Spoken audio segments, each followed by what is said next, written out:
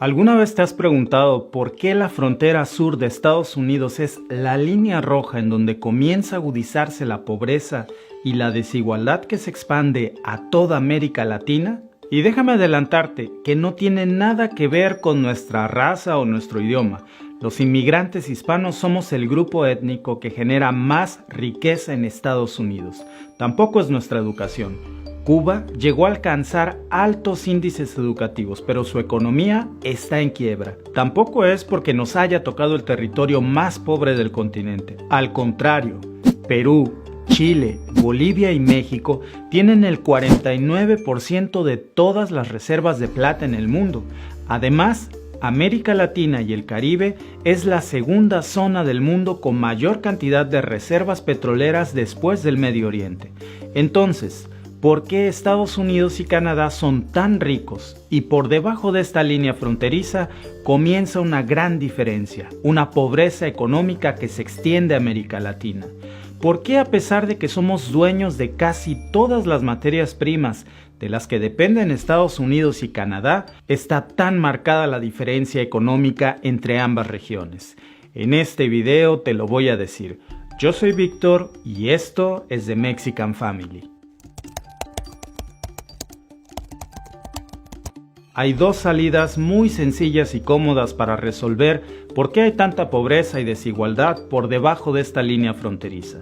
La primera vieja confiable es culpar a Estados Unidos de todos nuestros males pasados, presentes y futuros como sociedad. Y ojo, tampoco los vamos a excusar, también tienen una parte de responsabilidad. Pero ese tema es solo uno de los grandes problemas que tenemos. Buscar en el exterior a un solo culpable de nuestros problemas para eludir la responsabilidad de nuestros gobiernos y a veces de nosotros mismos como sociedad es una salida muy fácil que se ha convertido en la justificación perfecta de muchos gobiernos para eludir la parte que les toca. Pero ¿hasta dónde oculta ese discurso un problema aún más grave? En este video te voy a mostrar todas las teorías que existen sobre las causas de la pobreza en Latinoamérica y tú decidirás cuál es la más viable. Lo que sí es un hecho indiscutible es que no existe un solo culpable, sino una suma de muchos factores y circunstancias que llevan a un país a la pobreza o a la riqueza. Y aquí aparece precisamente el gran segundo culpable favorito al que muchos movimientos y algunos académicos señalan también como otra salida fácil. La primera es culpar con discursos estridentes al imperialismo yanqui y la segunda es culpar a los conquistadores españoles.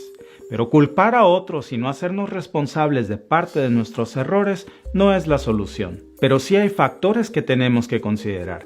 Precisamente en su libro Del buen salvaje al buen revolucionario, el académico y diplomático venezolano Carlos Rangel sostiene que los españoles que ocuparon mayoritariamente el territorio que hoy se conoce como América Latina tenían un objetivo muy claro en su conquista: encontrar oro a toda costa, aun si eso significaba esclavizar a los indígenas nativos o incluso integrarlos como parte de su estructura social. Mientras que para los anglosajones que arribaron al norte, el propósito era diferente: la búsqueda de tierra y libertad, no el mestizaje, por lo que a los nativos simplemente los aniquilaron o los expulsaron de su sociedad. Y para muchos analistas en economía política, esa es la razón por la que en el sur primó una cultura burocrática, elitista, racista o de casta semifeudal, clientelar y otros muchos males replicados de las viejas instituciones europeas. Mientras que en el norte, las relaciones de producción se basaron en la supervivencia del trabajo individual, el culto a la propiedad privada y la autonomía de la metrópoli. De hecho, en el momento en el que Inglaterra intentó tomar control absoluto de las relaciones económicas con sus colonias americanas, éstas se lanzaron al camino de la independencia total. Pero esta teoría, sostenida por diversos académicos sobre la pobreza como un legado de la conquista española, tampoco puede ser del todo sostenible. Y para muestra están nuestras independencias, que tampoco marcaron una diferencia económica en América Latina. Al contrario, según el Premio Nobel de Economía en 1993, el Dr. Douglas C. North, los resultados fueron radicalmente opuestos, porque sin antecedentes de gobiernos relativamente autónomos en lo político o en lo económico, la liberación del yugo español dejó un vacío de poder que se intentó solventar con guerras civiles, una guerra revolucionaria tras otra, para asesinar o derrocar a quien estuviera en el poder, mientras que a medida que transcurría la época moderna de cada nación independiente, en América Latina se fue agudizando una enorme desigualdad social entre los superricos y la pobreza extrema. Y tampoco quiero decir que las independencias no fueron lo mejor, al contrario. Para comprender cómo Latinoamérica ha caído en un pozo desnivelado del que no hemos podido salir, existe una brecha social y económica muy potente, en el que los ricos son muy ricos y los pobres son muy pobres.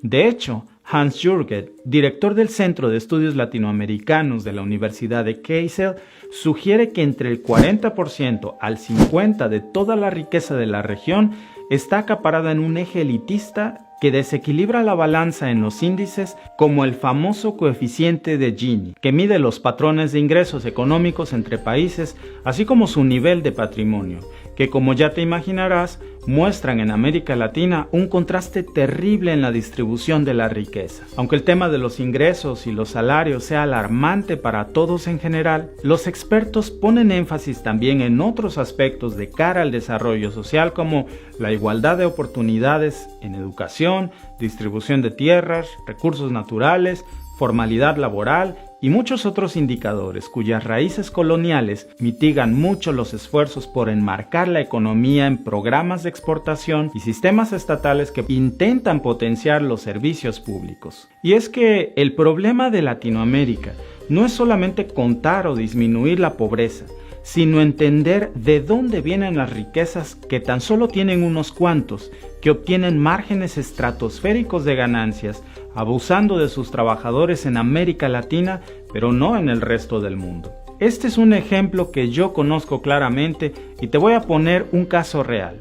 Yo soy mexicano y vivo actualmente en Canadá. Y aquí solía trabajar para una ensambladora o planta automotriz. Un trabajador de esa misma marca automotriz aquí en Ontario, Canadá, gana alrededor de $4,600 mensuales más bonos, mientras que por hacer exactamente lo mismo para la misma marca automotriz, pero en Celaya, México, ganan tan solo lo equivalente de $500 a $800 en todo un mes, casi una décima parte, y esos autos los venden al mismo precio. No porque se ensamblen en México son más baratos en el mundo, pero obviamente las grandes industrias explotan a los trabajadores en América Latina y generan obscenos márgenes de ganancia con los que pueden acumular una gran riqueza en un tiempo récord, mientras se genera un círculo de pobreza para la mayor parte de la población.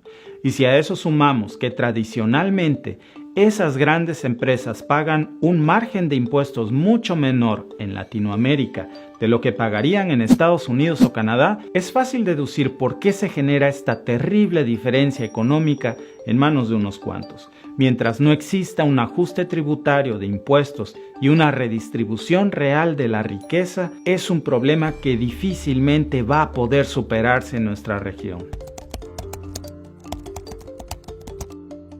Por supuesto, a esta situación también hay que sumarle el impacto de la pandemia del COVID-19 que, particularmente en una región donde persisten fallas en los sistemas sanitarios, educativos, tributarios y donde predomina la economía informal, se ha empeorado la crisis desde el primer semestre del 2020.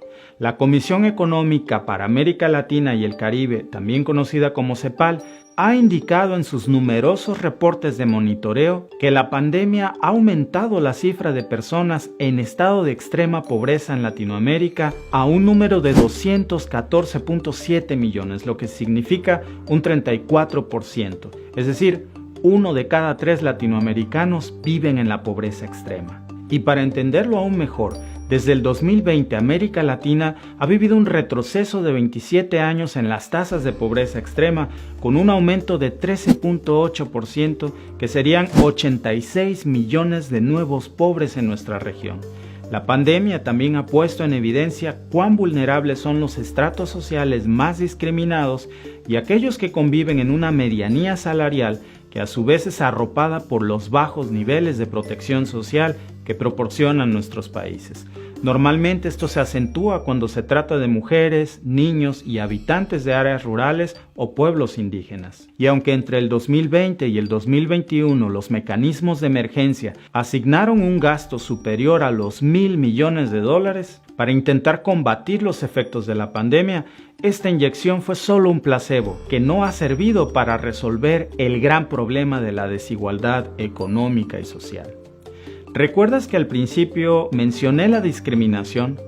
Este es un aspecto muy delicado, porque se suele pasar por alto que existe un gran desnivel de oportunidades. También una diferencia de capacitación y hasta del ingreso según tu color de piel o etnia en América Latina. De acuerdo con el CEPAL, el 49% de la población indígena en América Latina vivía en situación de pobreza para el 2018, de los cuales 18% de ellos sufrían la pobreza más extrema, siendo que estas cifras son más del doble que para el resto de la población que no es indígena o afrodescendiente. Esto es grave si se tiene en cuenta que las comunidades aborígenes en la región son aún muy numerosas en la actualidad y mayormente han sido obligados a modernizar su economía y procesos de vida para ser incluidos en los sistemas desiguales que dan un estatus por tu ingreso económico, color de piel o grado de alfabetización.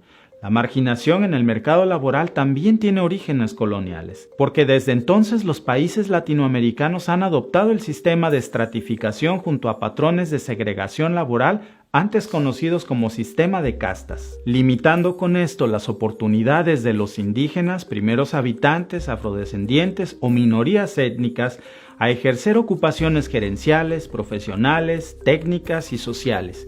Diversos estudios han encontrado una relación muy clara entre la concentración racial y los niveles de pobreza en la región. Por supuesto, el género es otro factor que remarca la polarización de la sociedad latina hacia grupos más vulnerables, y es que las comunidades indígenas y afrodescendientes se expresan en una mayor tasa de pobreza o indigencia, sobre todo cuando se trata de mujeres en estas comunidades. El problema del racismo y la discriminación es enorme en nuestros países y agrava aún más el problema de la desigualdad económica.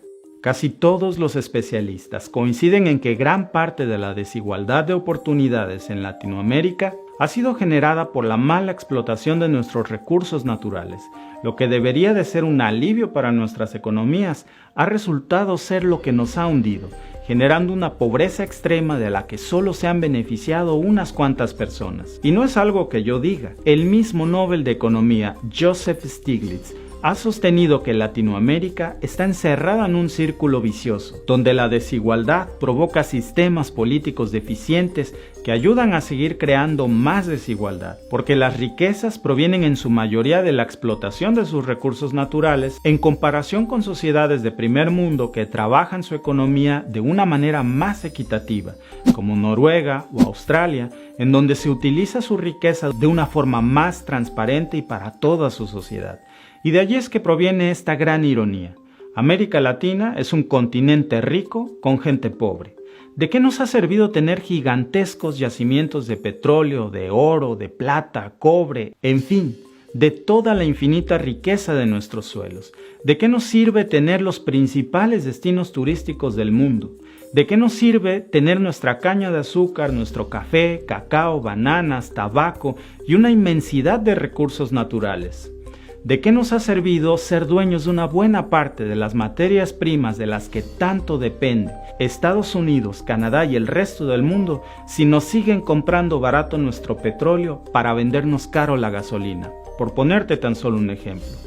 ¿De qué nos sirve saber que nuestro territorio es tan rico cuando el 1% de la población concentra la mitad de la riqueza mundial y el 70% de nuestra gente se hunde en la pobreza extrema, con tan solo el 2.7% de la riqueza mundial? Tan solo piensa en esto: el 70% de la riqueza mundial se concentra en el 1% de la población, y para el 70% solo hay 2.7% de la riqueza. y el porcentaje de la riqueza restante se distribuye en una clase media muy dispar. 8 personas en el mundo poseen más dinero que todo el dinero junto de más de 3.6 millones de personas. Esto quiere decir que 1 de cada 10 personas en el mundo sobrevive con menos de $2 al día. Por eso la terrible desigualdad que tiene sepultada a millones de personas en la pobreza implica una diferencia tan terrible en la concentración de la riqueza en el mundo. Todos los estudios serios demuestran que en Latinoamérica las clases bajas y medias pagan mucho más impuestos de lo que reciben a cambio del gobierno por servicios sociales como educación o salud, al punto que quien aspire, por ejemplo, a tener una buena educación, debe pagar por una escuela privada. Quien quiera recibir buenos servicios de salud, debe pagar un hospital privado, porque los servicios públicos que recibe a cambio de sus impuestos no son buenos. Entonces piensa, ¿cuál es el sentido de pagar algo que no usas porque no sirve? Y no con esto quiero decir que no hay que pagar impuestos. Lo que quiero decir es que no hay una retribución real entre lo que se paga y lo que se recibe a cambio, mientras que quienes deberían de pagar más no lo hacen y reciben a cambio estímulos fiscales inmensos. Y es que, comparado con Estados Unidos o Canadá, la mayoría de los sistemas tributarios de América Latina suelen tener una tasa mucho más alta de impuestos indirectos o también llamados impuestos al consumo, que afectan más a los que menos tienen. Por ejemplo, el impuesto a productos básicos como leche, huevo, tortillas o aceite. Mientras que se posee una tasa inferior de impuestos directos, también llamados impuestos a la renta o a la propiedad, para favorecer a los que más dinero tienen. Según David Cody, encargado del Departamento de Asuntos Fiscales del Fondo Monetario Internacional, estos impuestos directos reducen mucho más el llamado coeficiente de Gini de desigualdad en las economías más avanzadas que en las emergentes y en desarrollo, generando a lo largo de los años una desigualdad social aún más marcada en países como Brasil, México, Colombia o Chile, entre muchos otros. De todos estos factores, dime en los comentarios, ¿cuál crees tú que es la principal causa de la pobreza y la desigualdad en América Latina? ¿Y cómo podría esto solucionarse? Y si crees que hay otros factores, por favor dímelo en los comentarios. Voy a estar leyéndolos. Y si te ha gustado este video, ayúdanos suscribiéndote al canal y regálanos un like para que más personas puedan ver nuestro contenido. Yo soy Víctor y te veo en el próximo video.